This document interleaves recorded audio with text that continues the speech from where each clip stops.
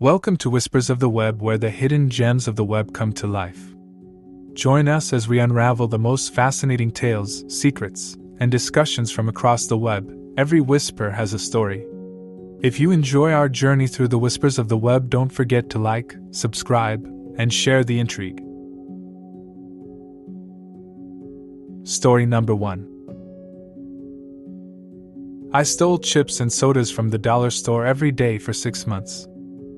So there's a dollar store near my school and the workers are so oblivious. The manager is an old woman, so me and my friend would walk in.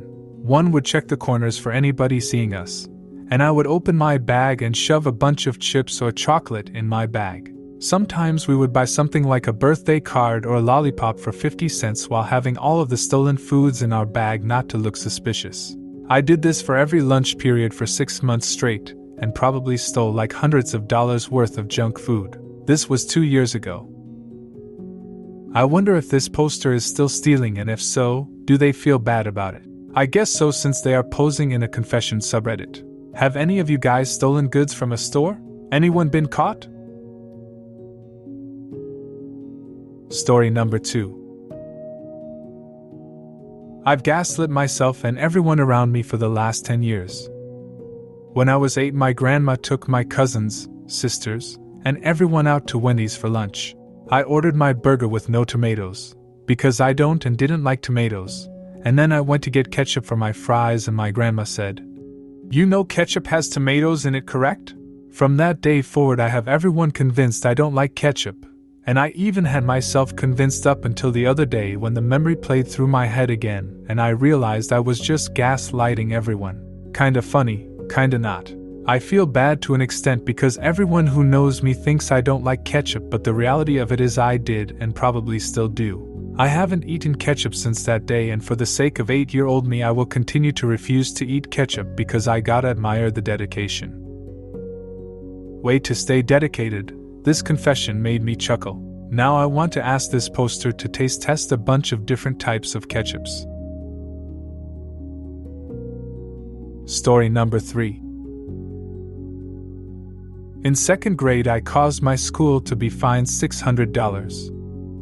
I was an introvert, quiet, known to be well-behaved type of kid.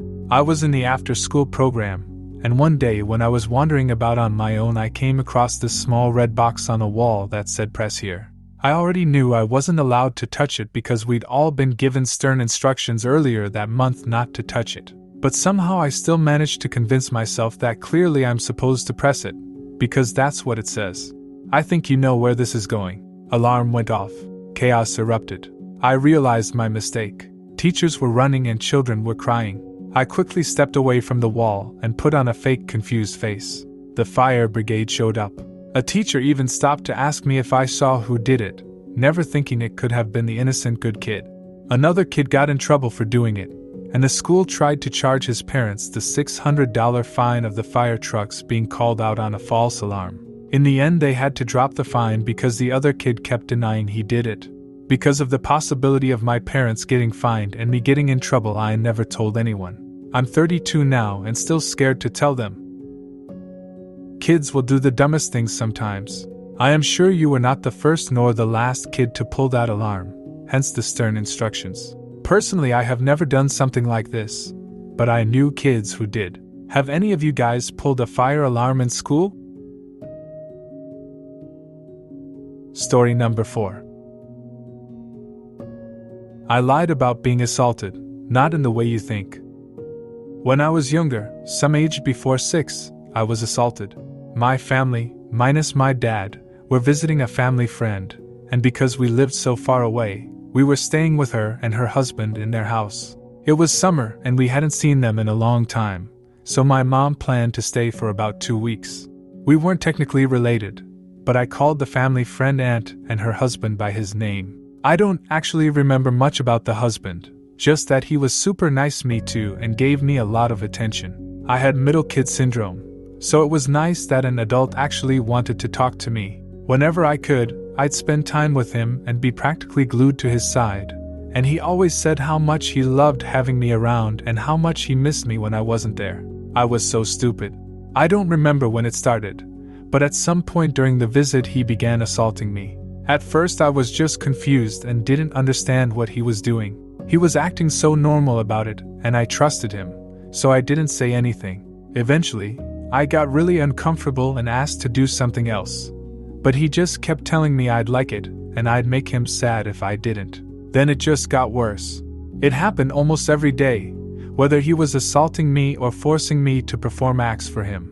I've mostly blocked out the memory, but some are just too vivid to forget. I have no idea where my family was during all these times, because it was often in the middle of the day. I guess no one was paying attention to my change in behavior. Before we went back home, he made me promise not to tell anyone or else I would be in trouble, which I remember confused me because he had told me we weren't doing anything wrong. Once back home several states away, I would have night terrors and wet myself for months. I hated being touched, and I'd make my sister sit in the bathroom with me while I showered because I was scared. Still, no one paid attention to the signs. A few years ago, my mother tearfully told me the husband had been convicted of assault and possession of child porn and was facing up to 40 years. Apparently I hadn't been the first kid and I wasn't the last. She asked me if he had ever touched me inappropriately, and all I could think was, "That would be an understatement." I looked my mom in the eyes and told her he hadn't and left it at that. We haven't talked about it since then, but I think about it even more than I did before she told me. I can't help but feel that maybe if I had told her in the very beginning, when it first happened, maybe he wouldn't have hurt anyone else. First, I want to say that I am deeply sorry that you have experienced this trauma. You do not deserve to hold this trauma alone any longer. The guilt you are feeling for other kids involved in this assault is understandable, but it's something you absolutely need to seek the help of a therapist to work through. There is no need to suffer alone any longer. Submitting your confession here is a great first step in the direction of healing from this trauma. A therapist or counselor can assist you in figuring out how to tell your mom, if you decide to tell her. They are usually open to assisting you in the legal process as well if you also want to go that route. I wish you all the best and a peaceful, safe life going forward. Story number 5. I stole my parents' vodka so I can go to school drunk. I stole a water bottle full of vodka and I'm scared because I can't take it back because I feel like I'm going to wake them up. They don't usually drink anymore. I haven't seen that alcohol cupboard open in ages, so I'm not that scared of them finding out. I just wanted the dead lessons to go by faster and to be more social. But a wave of guilt just hit me and now I don't know what to do. This was a bad idea. I actually don't think they care that I drink because I'm 15 and my mum gave me whiskey to help me sleep a few months ago, but I haven't drank it. So I don't even know why I took the vodka in the first place. I could have just drank the whiskey. Oh well, so should I just drink the vodka and go to school? I poured it in a plastic bottle, so I should probably drink it soon or it's gonna taste like plastic. Update. They found out, probably for the better. I didn't get in trouble. They were just worried and they took it away from me. To be honest, I'm a bit worried about this poster. They want to drink to be able to make school go by faster? This behavior sounds like it could be a dopamine-seeking behavior, and their parents absolutely need to be worried about this behavior and seek the appropriate professional assistance. That could be getting tested for ADHD or something else similar. It's quite concerning that their parents gave their 15-year-old child alcohol in order to sleep rather than a safe sleep supplement like melatonin. That is pretty irresponsible in my opinion. I wish this poster all the best and a healthy life going forward. Story number 6. I lied I got accepted into college, now I'm living in the city alone. I 20 female, lied about getting accepted into college, now I'm in a big city living alone. I need somewhere to let this out. I have been waking up with a constant worry or unsureness, heavy feeling, upset stomach. I don't know how to put my finger on it nor describe it. I did everything I could to move out and start a new life. I guess it's just not going my way right now. I dreamt of going to this college since 9th grade, but I didn't think I was gonna get accepted, so I went to another college. I had a very sheltered life, so I ended up back at home. But it was a very toxic environment, and my mother's and I relationship suffered for the last 2 years. So I saved up and applied to start college for spring semester. Everything was cut so short because of my abrupt leave at my previous university. I found an apartment, and got a job and waited and prayed for an acceptance letter. I knew I would have been moved in before I could register for classes, but as classes started, I got my answer back. Denied. Yep. Now I'm in a new city next to a college campus with no friends. I'm so grateful that I have a way to stay afloat. I'm so grateful that I have new opportunities to experience. But is this the way it's supposed to go? Should I have stayed home, worked out something else, and then moved out? I just wasn't happy there. I thought I could be happy here because this is a city that I've always wanted to be, or that I'd be in classes and I can meet people on campus, clubs, dining hall. But how do I start a life now? I'm just a 20-year-old teenage girl in a big city with no plans now. And I did that to myself, so where the hell do I go now? And this has been haunting me for the past week. I've been waking up and working out, about to start my new day at my job. I also have a remote job, so I've been inside a lot. I have roommates, but they all think I'm in college. I just feel stuck. Edit. Updated. First of all, I want to appreciate everybody that commented and left advice. I really appreciate it. I read every comment, and it really gave me more drive to figure out myself in this new city. I wanted to answer your questions and assumptions. First, I come from a single-parent household. My mom has done so much for me, but as I got older, I realized I did a lot for her. I am the oldest daughter out of 6 kids. I didn't really have a life outside of home.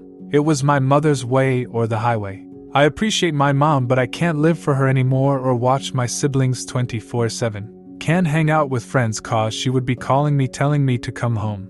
When I went to university my freshman year, I was so sheltered and socially anxious that I made so many stupid decisions. For my safety for myself, I just went home. For the last 2 years, 18 to 20, I realized that I have to live life for myself or I'll forever be living for my mother. My mother and I relationship is already benefiting from the distance that we have from each other. I will be looking into community college out here since I am right next to campus. I thought about going to an advisor and talking about steps for an appeal. As for staying afloat, I pay all my bills myself. My car, rent, utilities, etc. Except for my phone bill now that I think about it. I appreciate my mom for teaching me my work ethic. I also wouldn't have the remote job that pays me really good if it wasn't for my mom, because my boss is her friend. Then I also have a serving job that I start tomorrow. I appreciate the advice on going on a self-discovery journey. I think that opened up my mind to more of just making friends and experiencing the city with others. Cheers to starting my adult life. I'm thankful we're ending on a good note with this one.